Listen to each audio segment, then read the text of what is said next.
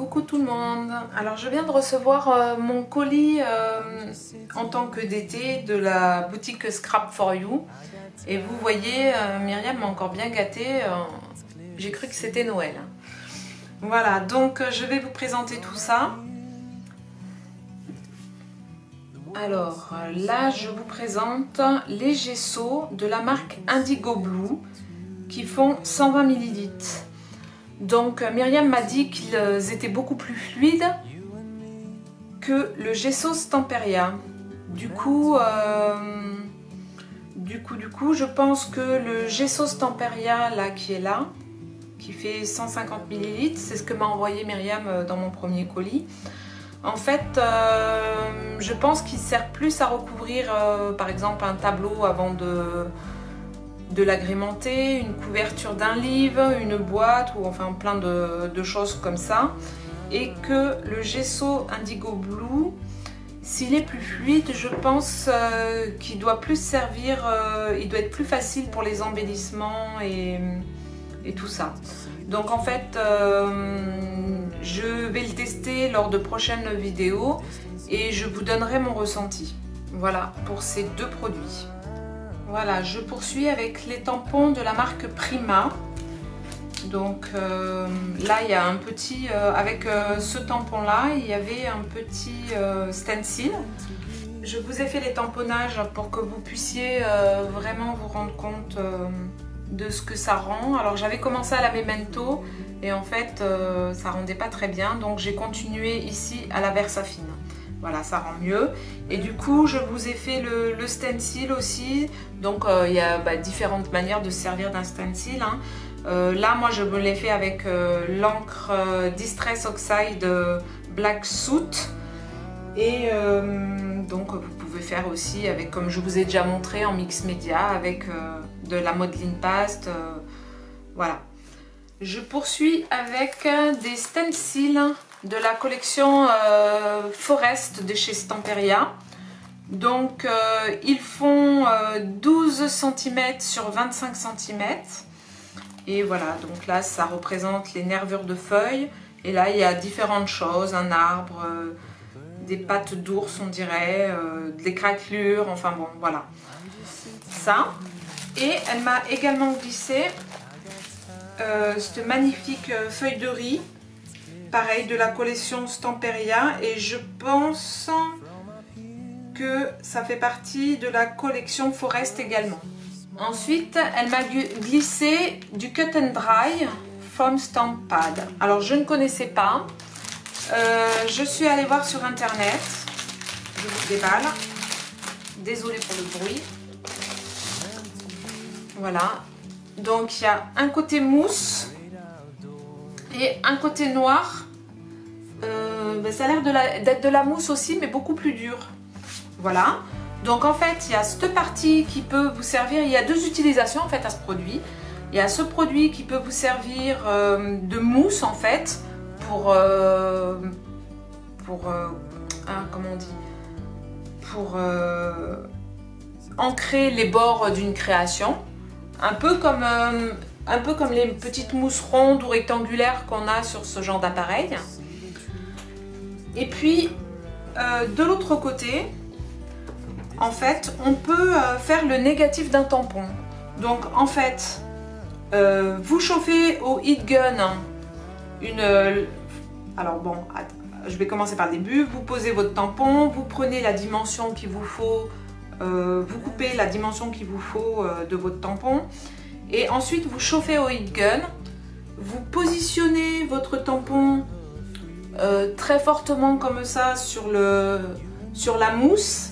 Et ensuite, du coup, vous pouvez ancrer et sur votre papier, faire le négatif de votre tampon. Voilà, donc moi, clairement, je pense que je vais justement servir pour ancrer les bords de mes créations. Et Myriam me disait qu'en fait, c'est peut-être un peu plus solide que les petites mousses qu'on emploie sur ces petits appareils. Il y avait aussi les peintures de chez Prima Marketing. Donc il y a la Stormy Ocean de cette couleur. On va les tester là, j'ai préparé des petits papiers pour vous montrer ce que ça donne. La Reine des Glaces. la fleur de printemps, la flamme, la noisette, pour finir la brun rustique. Donc on y va, j'ai fait un papier noir, un papier blanc, donc c'est toujours, il y a toujours un petit opercule là sur le dessus, et du coup je vous conseille de la laisser pour pas que la peinture elle sèche trop vite. J'ai fait 2 papiers, parce que quand on travaille sur le gesso noir, quand on fait du mix média, la couleur des fois elle ne rend pas la même chose sur le noir que sur le blanc. Et donc le fait de faire des petits nuanciers comme ça, quand on fait une créa, et ben en fait c'est beaucoup plus facile pour si on a une idée de ce qu'on veut faire, c'est beaucoup plus facile de, comment vous dire, de prévoir les couleurs qu'on va utiliser pour sa création. Donc je les mets de côté et de tout à l'heure je vous les remontre tout ensemble à la fin de mes essais. Donc là on passe à la Reine des Glaces.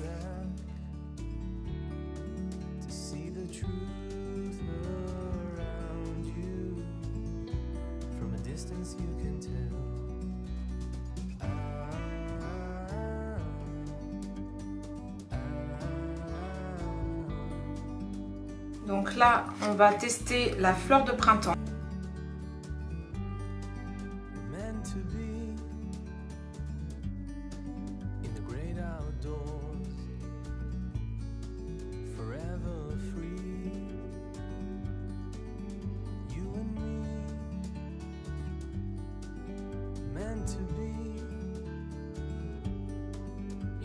Ensuite, on passe à la flamme.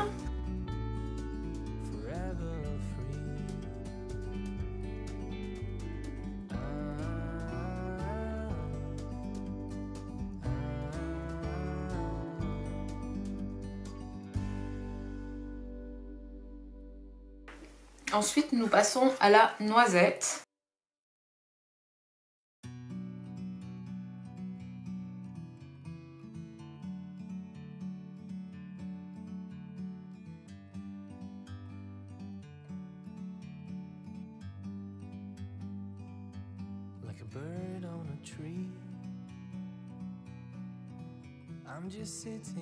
Donc du coup, on termine par le brun rustique.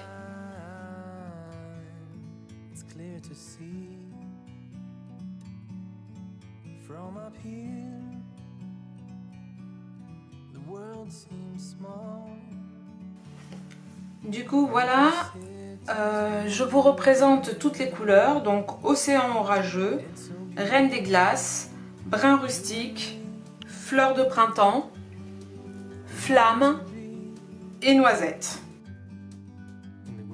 N'hésitez pas à me dire en commentaire la couleur que vous préférez pour connaître un peu vos goûts et tout ça, ça peut être sympa. Du coup, là, je vous ai sorti tous les embellissements que Myriam m'a envoyés. Donc, ceux-là sont de la marque de Stamperia. Voilà. Ça, je pense aussi, il me semble que c'est des embellissements, ils sont très beaux et très lourds. Vraiment, c'est du bel embellissement. Ceux-là sont de la collection SeaWorld. Voilà, donc une encre, des 2 tentacules. Voilà, bon, je ne vais pas tout vous énumérer, vous voyez, hein, c'est magnifique. C'est magnifique. Donc elle m'a envoyé aussi de Timols des petites bouteilles. Voilà, comme ça. Elle m'a également envoyé des éléments en bois, des rouages. Donc ça pour le mix média, c'est super. Des petites clés, des petites encres. Voilà, bon, tout ça c'est formidable pour le mix média. Au plus on en a et au mieux c'est pour bien travailler. Et pour finir, la merveille des merveilles à mes yeux, c'est ces moules Prima qui s'utilisent avec la soft clé de chez Stamperia aussi. Voilà, donc c'est des moules souples qui font des embellissements très fins et qui, voilà, ces embellissements on s'en sert pour du mix média ou pour décorer un album ou Voilà, donc je vous montrerai des créas dans mes prochaines vidéos. Donc là, elle m'a envoyé ce modèle avec, j'essaye de vous mettre la photo, mais comme c'est petit, je ne sais pas si vous allez bien y voir. Donc en fait, il y a un pot de fleurs avec des roses, un bouquet de fleurs, un papillon et un...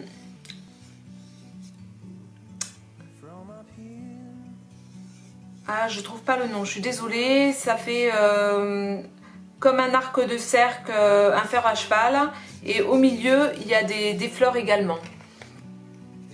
Donc, de toute façon, je vais vous montrer comment on utilise cette pâte avec ces moules. Donc, vous verrez le rendu de ces formidables petites choses dans la vidéo attribuée à ce sujet. Voilà. Ensuite, elle m'a envoyé ce moule-ci avec un ange qui tient des feuilles dans sa main, une immense moulure et des petites... voilà, pareil, une petite moulure avec une rose. Donc là, je ne sais pas si vous allez voir le rendu. Je vous montre l'immense moulure qu'il va y avoir. Et les deux petites ici, avec un ange magnifique. Voilà, donc on aura celui-ci. Et je vous montrerai aussi toutes ces petites moulures. Donc je vous montre le dessin. J'espère que vous allez le voir. Voilà. Au pire, je vous mettrai les photos de la boutique sur ma vidéo pour que vous voyez bien le rendu. Voilà. Et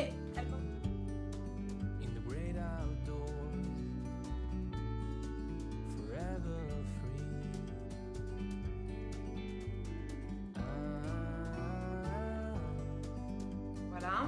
Et elle m'a aussi envoyé un moule de chez Stamperia. Donc je suis super contente parce que c'est moi qui le lui avais demandé. Je vous le montre un peu mieux comme ça. Mais je trouve que par rapport au moule Prima, en fait, les moulures sont très grandes et très épaisses. Donc je vais essayer de trouver un système pour pas le remplir entièrement et que ça fasse pas trop épais pour mes créations. J'aime pas trop quand c'est des gros mastodons là. Voilà. Donc eh bien, écoutez, je vous ai tout présenté. On se revoit bientôt pour vous montrer un peu comment on se sert de tout ça. Je vous fais des gros bisous et je vous dis à bientôt. Au revoir.